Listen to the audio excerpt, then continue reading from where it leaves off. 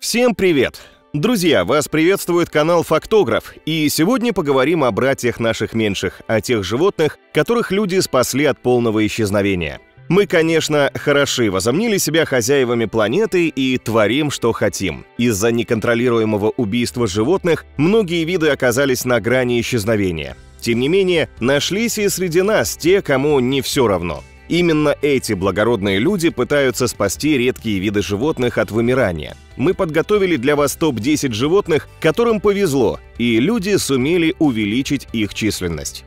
Амурский тигр. В российском Приморье сегодня находится естественная среда обитания амурских тигров. Их осталось чуть больше 500 особей. Амурский тигр – самый крупный из своего подвида. И, конечно же, им не могли не заинтересоваться браконьеры. Особенно массово стали охотиться на этих красавцев в 90-х годах. Связано это было с кризисом в экономике в постсоветских странах. Браконьеры на черных рынках торговали не только шкурами тигров. В ход шли когти, зубы, клыки, даже внутренности, которые столь популярны в народной медицине Китая. Естественно, после массовых убийств этих животных амурского тигра занесли в Красную книгу России. И только специальные программы, направленные на сохранение популяции и увеличение среды обитания, смогли дать свои результаты. Так, в 2010 году утвердили общенациональную стратегию по сохранению этих животных.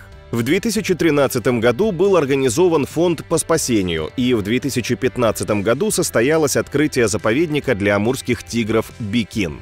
Специалисты постоянно следят за жизнью тигров в национальных парках. Они ищут браконьеров, проводят лечение больным особям, вакцинируют животных. Увеличение численности амурского тигра стало возможным еще и потому, что за убийство тигра теперь грозит уголовное преступление. Тем не менее, с августа 2021 года в России на законном основании будет разрешена охота на животных из Красной книги. Как вам это? Получается, зря спасали? Детальнее ознакомиться с информацией, петицией и фильмов против такого решения можно, перейдя по ссылке в описании. На Дальнем Востоке люди даже создали общественные организации, которые помогают тиграм. А канал Discovery решил запустить целую кампанию в поддержку вымирающего вида. Так каждый человек может пожертвовать любую сумму денег для спасения амурских тигров. Коала. Эти милые сумчатые по праву считаются одним из символов Австралии, наравне с кенгуру. По оценкам специалистов, этих животных в дикой природе насчитывается менее 100 тысяч особей. Не так давно австралийское правительство даже отнесло коал к уязвимым видам в нескольких штатах. Но это не так серьезно, как было в прошлых столетиях.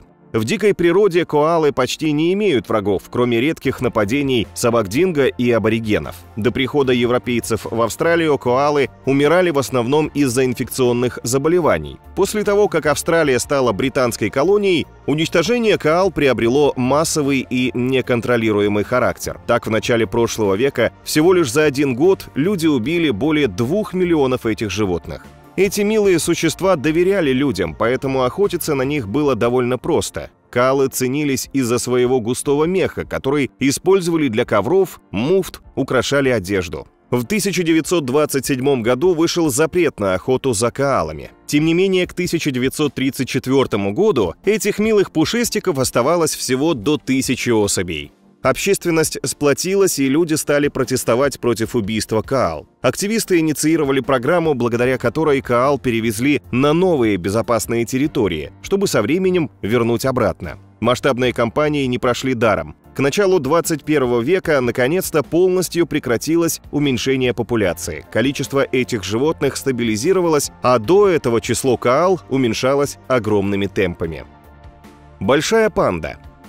Большой бамбуковый медведь, без сомнения, у всех ассоциируется с Китаем. Панда – национальный любимчик китайцев, а за ее убийство вполне реально получить смертную казнь. Но это сейчас, а раньше было по-другому. Естественно, в древние времена за пандами охотились из-за их ценного меха. А после демографического бума во второй половине 20 века ареал обитания панд существенно сократился.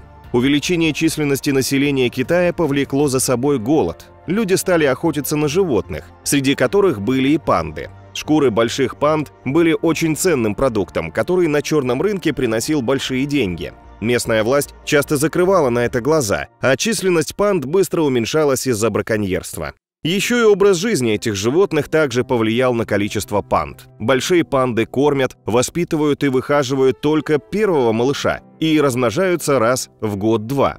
Все это привело к тому, что число панд катастрофически уменьшилось и чуть не привело к вымиранию целого вида. Наконец-то правительство обеспокоилось этой проблемой, и в 1958 году был создан национальный заповедник.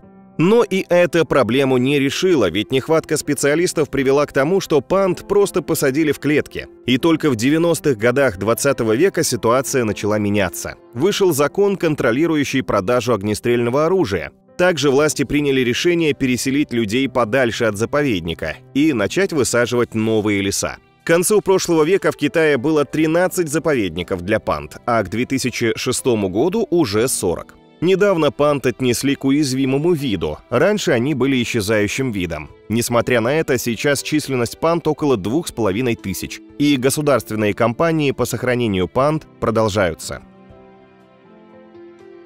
Золотистая львиная игрунка или тамарин. Эта милая рыжая мартышка обитает у побережья Атлантического океана и густых бразильских лесах. Из-за человеческой деятельности происходит разрушение среды обитания этих животных, и сегодня тамарины находятся на грани исчезновения. Еще в 80-х годах прошлого века их оставалось около 2000 особей. Именно это послужило толчком для начала масштабных кампаний по спасению золотистых игрунок. В скором времени их численность стала увеличиваться и уже насчитывалось более 3000 особей. Благодаря программе по разведению игрунок в неволе специалисты смогли вернуть этих животных обратно в их естественную среду обитания и даже в другие леса Бразилии, где раньше они никогда не жили, но сегодня отлично себя чувствуют. До сих пор тамарины находятся под угрозой вымирания, поэтому программа по их разведению действует в 150 зоопарках. Львиную игрунку и сейчас можно встретить лишь в некоторых районах Бразилии, ведь ее среду обитания до сих пор продолжают разрушать. Калифорнийский кондор. Калифорнийского кондора по праву относят к долгожителям среди птиц. В среднем они живут около 60 лет. Тем не менее, такая продолжительность жизни не спасла их от полного исчезновения в дикой природе. В конце прошлого века ученые решили выловить всех кондоров, чтобы разводить их в неволе. Таким образом, они хотели спасти вид от вымирания. Тогда оставалось всего 27 особей этого вида, и благодаря зоопаркам США уже к 90-м годам 20-го столетия кондоров в намного большем количестве вернули в их обычную среду обитания. Калифорнийский кондор был занесен в Красную книгу из-за браконьерства, разрушения его среды обитания и даже из-за отравления свинцом. Власти страны вовремя приняли меры и ввели законы, защищающие этих исчезающих птиц. Благодаря усилиям людей в 21 веке кондоров насчитывалось уже около 500 особей, но они все еще находятся на грани исчезновения. Зубр. Зубры – одни из тяжелейших млекопитающих, обитающих на суше. Раньше они весили более тонны, сегодня они весят немного меньше – около 850 килограммов. Не только уменьшился вес этих животных, но и их количество. Не так давно зубры обитали практически на всей территории Европы в хвойных и лиственных лесах. Это были сильные и уважаемые людьми животные.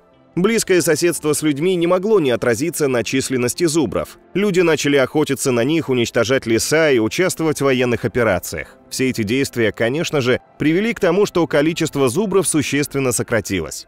После Первой мировой войны не осталось равнинных и кавказских диких зубров. И только благодаря зоологу из Польши Яну Штольцману в 20-х годах прошлого века было создано общество по охране зубров. Восстановление популяции диких зубров началось благодаря нескольким десяткам оставшихся зубров, которые жили в зоопарках. Уже к середине 20-го столетия специалисты смогли заселить первые стада в Беловежскую пущу. Сегодня по всему миру насчитывается порядка 6000 особей зубра. Благодаря усилиям людей множество особей сегодня были выпущены в дикую природу и обитают на территории Испании, Польши, Украины, Словакии, Литвы, Белоруссии, Германии. Большинство зубров были привезены из России, где численность этих животных самая большая. Индийский носорог. Второе самое крупное животное по размерам, обитающее в Азии – индийский носорог. Не так давно он обитал почти на всей территории Азии – в Китае, Иране и даже в Афганистане. К сожалению, сегодня носорогов насчитывается около 2500 особей, которых можно встретить в Непале, Восточной Индии и Пакистане. И, конечно же, их численность существенно уменьшилась из-за разрушения их среды обитания и охоты на носорогов. Ситуация сильно усугубилась в 20 веке, когда европейцы привезли огнестрельное оружие, которое начало появляться даже у местного населения. Индийский носорог стал желанной добычей всех браконьеров, особенно был ценен его рог, который использовался в народной медицине и для изготовления оружия. К этим проблемам добавилась и вырубка лесов. Чтобы спасти индийских носорогов, вся территория их обитания была взята активистами под особый контроль, ведь в дикой природе носороги практически исчезли. В Индийском национальном парке сегодня обитает около 1600 особей носорогов. Более 600 особей находятся в Непальском парке и еще порядка 300 особей в заповеднике Пакистана. Благодаря проживанию в парках под защитой людей количество носорогов начало увеличиваться. Но индийский носорог все еще принадлежит к уязвимому виду. Лошадь Пржевальского. В 1966 году прошлого века лошадь Пржевальского полностью исчезла из дикой природы. Благодаря нескольким десяткам этих животных, проживающим в неволе, удалось сохранить этот редкий вымирающий вид. Специальная программа, созданная зоологами из Лондона и Монголии, позволила успешно вернуть животных в их среду обитания. Так, к 2016 году в дикой природе обитало уже около 2000 особей. Группу лошадей этого вида даже вывезли в Чернобыль в конце прошлого столетия, где они обитают и сейчас. Такое решение было принято, чтобы лошадь Пржевальского находилась в районе полного отсутствия людей. Амурский барс или дальневосточный леопард. Это животное относится к самому редкому подвиду леопардов на планете. Амурские барсы оказались на грани исчезновения из-за браконьерства. Их шкуры невероятно высоко ценили на черном рынке. Встретить этих животных можно на небольшой части Китая и на юго-востоке России. По данным на 2015 год, амурских барсов насчитывалось всего около 60 особей в дикой природе. Это несмотря на то, что еще в 2007 году была создана специальная программа по защите и разведению в зоопарках этих вымирающих животных. Из-за разрушения людьми естественной среды обитания амурского барса и уничтожения других животных, которыми питаются барсы, эти животные находятся на грани исчезновения. Благодаря небезразличным людям и зоологам в дикой природе обитает уже более сотни особей леопардов. Горбатый кит или длиннорукий полосатик. Эти морские гиганты многие годы были желанной добычей браконьеров, что не могло не сказаться на их численности. Когда стало понятно, что эти киты могут полностью исчезнуть, все страны ввели запрет на охоту за горбатыми китами.